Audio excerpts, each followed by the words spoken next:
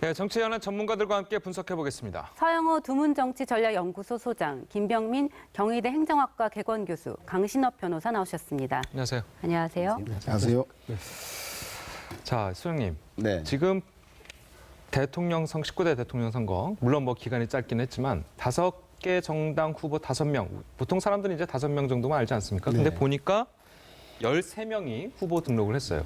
왜 이렇게 많이 등록했을까요? 원래 역대 제일 최대가 12명이었는데 이번 선거 13명이어서 사실상 뭐 양적으로는 크게 늘어난 선거가 아닌데 국민들이 미국 대선도 트럼프와 힐러리 두 후보만 기억하는데 사실은 더 많은 후보들이 등록을 했는데도 불구하고 원체 정당에서의 양강 후보만 기억나는 것처럼 아마 한국에서도 정당 위주의 그 선거이다 보니 정당 후보들만 부각이 되는데 사실상은 뭐 이렇게 십수명씩 등록을 하곤 했습니다. 그런데 아마도 말씀드린 대로 이번 선거도 정당 소속의 5명이 등록했음에도 불구하고 사실상 지지율이 제일 앞선 사람이 문재인, 안철수 두 후보다 보니까 다른 후보 정당 소속 후보들도 관심이 안 가질 정도로 항상 선거는 양강 구도로 양자 대결로 치러지는 경우가 많기 때문에 유권자들 머릿속에는 이 두 사람이나 정당 소속 후보자들만 기억에 남는데 사실상은 구심력 대선이라고 하는 새로운 권력의 구심이 바뀜에 따라서 구심력이 약해지고 원심력이 높아지기 때문에 다양한 사람들이 후보 등록을 해온 건 사실인데 기억의 잔상이 남지 않아서 그런 효과가 있는 것 같습니다. 네.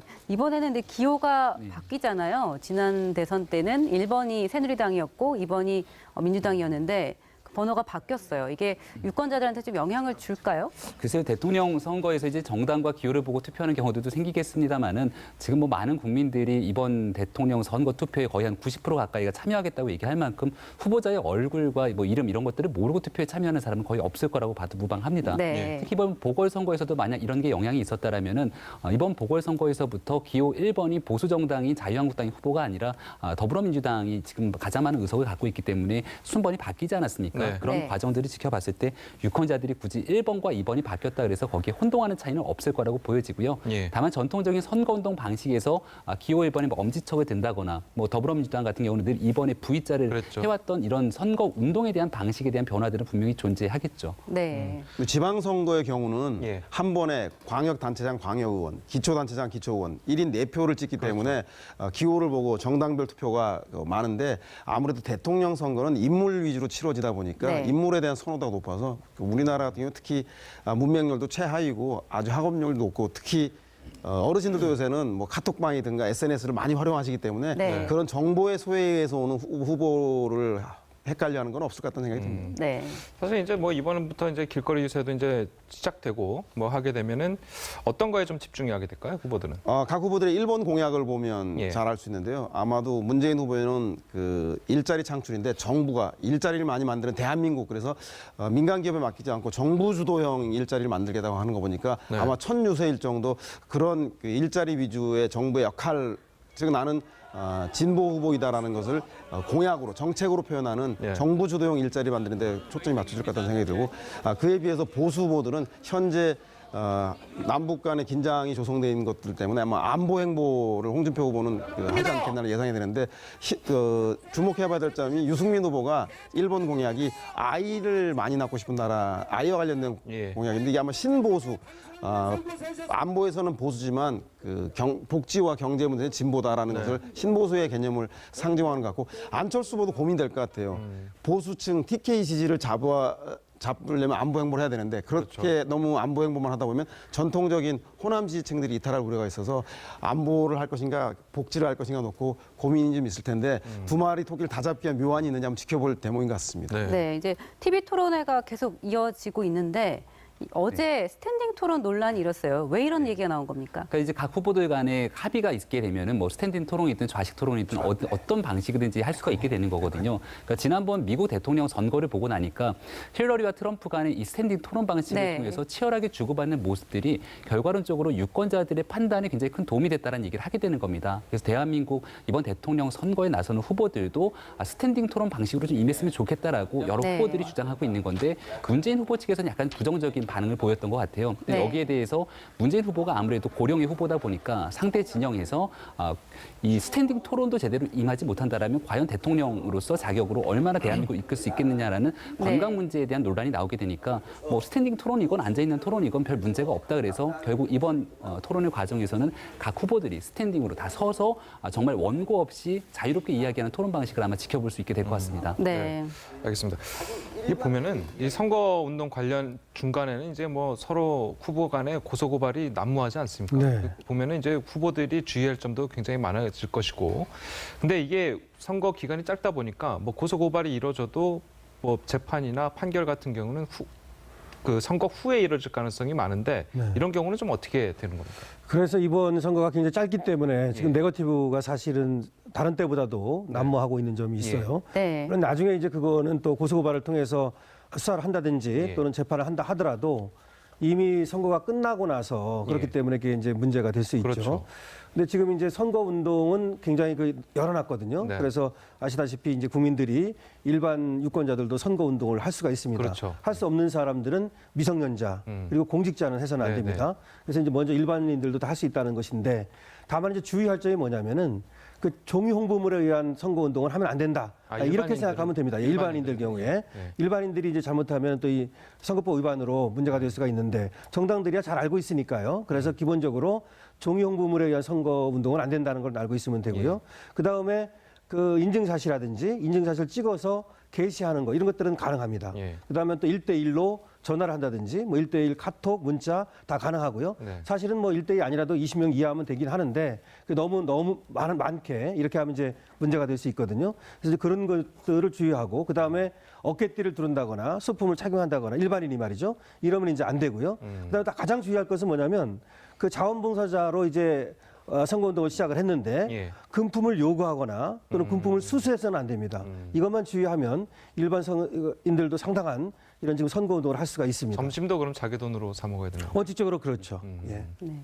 자유한국당의 이 홍준표 후보의 부인이 어제 태극기 집회에 참석을 했는데 남편과는 좀 다른 얘기를 좀 했다고 해요. 어떤 내용입니까? 막 단일화 얘기를 보수 후보 단일화 얘기를 하신 것 같은데 예. 네. 아마도 TV 토론 그 과정에서 유승민 후보의 의회 선전을 보면서 네. 바른정당 내 일부 의원들이 그 보수 후보 단일화에 대한 이야기들이 많이 들어가 있는 상당히 가라앉아 있는데 아마 저런 양강체제, 문재인 안철수 후보의 양강체제의 균형을 깨기 위해서는 보수 측의 단일 후보가 돼야 되는 거 아니냐라고 하는 일정한 흐름들이 상존하기 때문에 아마 홍준표 후보가 태극기 집회 참여해서 그래서 아마 보수 단일화 얘기를 한 게 아닌가라는 생각이 듭니다.